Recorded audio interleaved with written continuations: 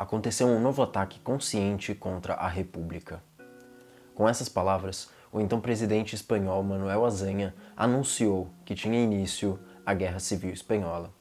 Mas, para a gente entender o que foi esse evento da Guerra Civil Espanhola, a gente precisa dar alguns passos para trás. A gente tem que voltar para a década de 1920 e o início da década de 1930, quando no mundo inteiro os grandes extremos da política cresciam cada vez mais. Essas duas décadas, de 1920 e 1930, foram marcadas pela consolidação do regime socialista na União Soviética e pela ascensão do nazifascismo na Itália e na Alemanha. Esses dois extremos políticos polarizaram toda a discussão dessas duas décadas, tanto de 1920 quanto de 1930. O mundo inteiro foi marcado por essa disputa entre a extrema-direita e a extrema-esquerda, motivados pelo crescimento internacional desses dois polos políticos. Enquanto isso, os políticos liberais e social-democratas, aqueles que formavam o centro, foram cada vez mais perdendo prestígio. E essa perda de prestígio do centro cada vez mais retroalimentava o crescimento dos extremos. Enquanto o centro afunda, os extremos cresceram. Foi nesse contexto que, em 1936, aconteceu a segunda eleição presidencial para a recém-fundada República Espanhola. Essa eleição foi vencida por uma coalizão de esquerda, a chamada Frente Popular. Os vários grupos e partidos de esquerda se juntaram em um só, na Frente Popular, para conseguir ter mais força dentro dessas eleições. E o candidato da Frente Popular, Manuel Azaña, de fato foi eleito presidente nas eleições de 36. No entanto, a eleição desse grupo de esquerda trouxe muitas insatisfações. Os grupos monarquistas e fascistas da Espanha se juntaram na sua própria coalizão, fizeram o seu próprio grupo, que ficou conhecido como a Falange. Essa Falange assumiu um caráter super autoritário, nacionalista e com um viés bastante fascista. E eles tentaram fazer frente a essa coalizão de esquerda, a Frente Popular. Dessa maneira, a gente tem a consolidação de duas frentes, cada uma se aproximando mais de um dos extremos. A Falange estava muito mais para a extrema-direita do que a Frente Popular para a extrema-esquerda. É só a gente lembrar que a Frente Popular fez parte de uma eleição democrática. Eles entraram no jogo democrático e venceram ele. A Falange foi liderada por um general do exército espanhol, o general Francisco Franco. O exército foi um dos principais membros dessa Falange. Depois das eleições de 1936, o plano da Falange era muito simples: juntar as pessoas do exército que estavam insatisfeitas com a eleição da Frente Popular e simplesmente dar um golpe militar. Pegar, colocar o exército na rua e tomar o poder de maneira autoritária. No entanto, quando a Falange iniciou o seu ataque para tentar tomar o poder da República, as pessoas da Espanha não deixaram. Uma pequena parte do exército espanhol, junto com a população, pegaram em armas e resistiram contra a Falange, resistiram contra esse golpe militar que estava sendo colocado em prática. E é nesse momento que a gente tem o início da Guerra Civil Espanhola, no momento em que a Falange tenta tomar o poder por meios autoritários, simplesmente pegando em armas e conquistando o poder, e a população espanhola resiste a essa iniciativa da Falange. No entanto, nenhum dos dois grupos, nem a Falange, nem a Frente Popular, tinham a capacidade de promover todo esse confronto sem algum auxílio externo. Os dois grupos vão precisar de auxílio externo. A Itália e a Alemanha estavam prontíssimos para dar todo o apoio necessário para a Falange.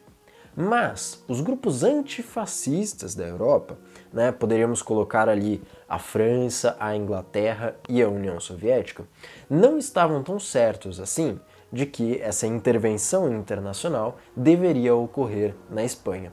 E quando eu digo que eles não estavam tão certos assim, eu estou querendo dizer a Inglaterra não estava tão certa.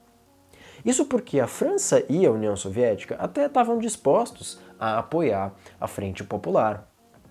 Mas a Inglaterra convenceu tanto a França quanto a União Soviética, talvez fosse melhor assinar um acordo de não intervenção na Espanha, né, para garantir que nenhum país europeu iria intervir dentro da Espanha, para manter essa autonomia espanhola.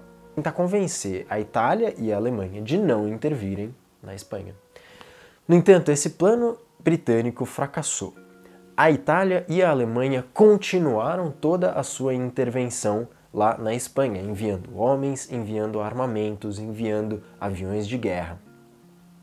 Mas a Inglaterra e a França já tinham assinado esse acordo de não intervenção, bem como a União Soviética. Então o que a União Soviética fez? Na surdina, em segredo, pegou e começou a enviar exércitos e armamentos lá para a Espanha. A grande questão é que, antes mesmo que a União Soviética conseguisse organizar o seu exército para enviar para a Espanha, cerca de 50 mil pessoas voluntárias do mundo inteiro se dirigiram para a Espanha para pegar em armas e defender a República e o governo democrático. 50 mil pessoas resolveram sair das suas casas para defender a República Espanhola. Hoje é muito difícil para a gente tentar entender qual era a motivação dessas pessoas, né? Por que 50 mil pessoas decidiram sair das suas casas e lutar em um país estrangeiro, em um lugar que eles não conhecem, por um governo que não é o deles, né? Então como que a gente explica esse movimento, né? Como que a gente consegue explicar toda essa dedicação dos voluntários? O historiador Eric Hobsbawm, que viveu esse período, escreveu algumas palavras sobre isso e ele tentou explicar por que os voluntários tinham tanto essa vontade de defender a República. Diz ele que essa causa parecia pura e atraente, a única em que era possível participar como indivíduo, se não de uniforme, pelo menos fazendo coletas de dinheiro, ajudando a refugiados e, através de infindáveis campanhas para pressionar os governos a intervirem na Espanha. Então essa explicação do Eric Hobsbawm ajuda a gente a começar a compreender o que estava acontecendo, né? Nesse momento de grande polarização do mundo, a causa de defesa da República e da democracia na Espanha pareceu, contra o fascismo, né? Pareceu muito atraente para todas essas 50 mil pessoas que foram voluntariamente defender esse governo. Dentre esses voluntários que foram até a Espanha para defender a República, encontrava-se o fotojornalista húngaro Robert Capa.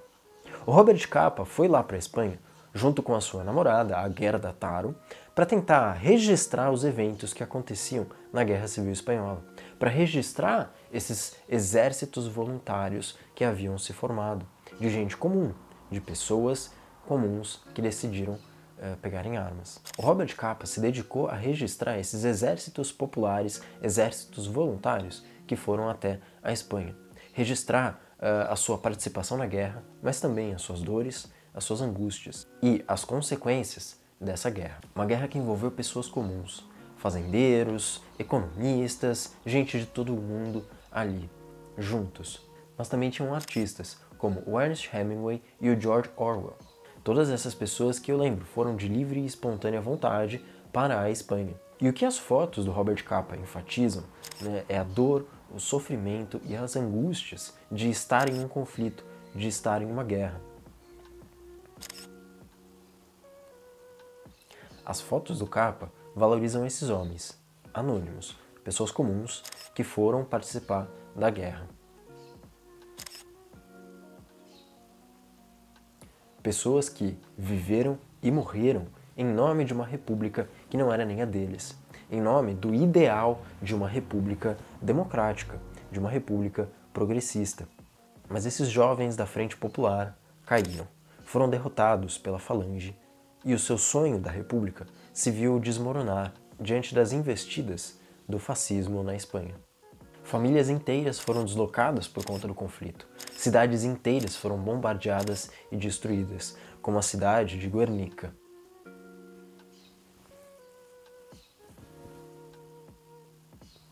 Afinal, por que a Frente Popular, junto com seus exércitos voluntários, junto com a Brigada Internacional, o exército soviético que foi enviado para a Espanha, por que esses exércitos caíram, tombaram diante da Falange? Por que a Falange saiu vitoriosa desse conflito? Bom, em primeiro lugar, a gente tem que pensar na organização desses exércitos. O exército da Frente Popular era formado por gente de todo lugar, de todas as línguas, de todas as origens. Tanto exércitos regulares, como a Brigada Internacional enviada pela União Soviética, quanto pessoas comuns que decidiram pegar em armas, sejam pessoas espanholas ou os voluntários que eu tenho conversado com vocês. Então essa grande heterogeneidade do exército da Frente Popular fez com que ele tivesse uma desorganização muito grande. Esse exército não conseguia conversar um com o outro, eles não conseguiam organizar seus ataques, as suas estratégias. Enquanto isso, a falange era composta, em grande medida, pelo exército espanhol, que havia se revoltado contra a República, junto com o exército italiano e alemão, também super treinados e com um diálogo estreito. Então a organização maior da falange acabou prevalecendo sobre a vontade e a determinação dos espanhóis e dos voluntários.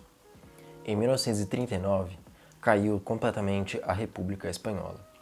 Em 1939, a vitória da Falange se consolidou, e junto com ela, o governo autoritário, ditatorial e com viés fascista do general Francisco Franco. Francisco Franco governou de 1939 até 1975, ano de sua morte e a queda completa da Falange e do governo fascista. Mas a memória desse conflito internacional que aconteceu dentro da Espanha está diretamente ligada às fotografias do Robert Capa. Quem produziu a memória da Guerra Civil Espanhola foi Robert Capa.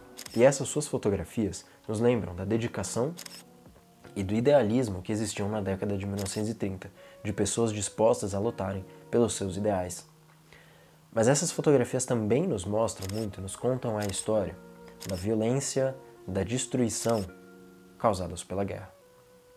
A gente fica por aqui hoje. Até mais.